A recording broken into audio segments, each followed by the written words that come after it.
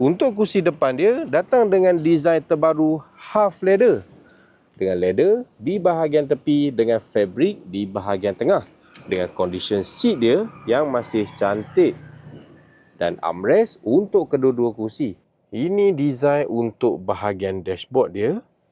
Datang dengan multifunction steering, safety features dan auto cruise. Dengan meter desain terbaru dan mileage dia 10,100 sahaja. Untuk infotainment dia dah datang dengan bahasa English. Dan bila masuk reverse, kereta ni dah datang dengan reverse camera. Control aircon. Dashboard yang balut dengan leather. Ruang letak barang di atas, tengah, bawah. Dan kat sini ada cup holder.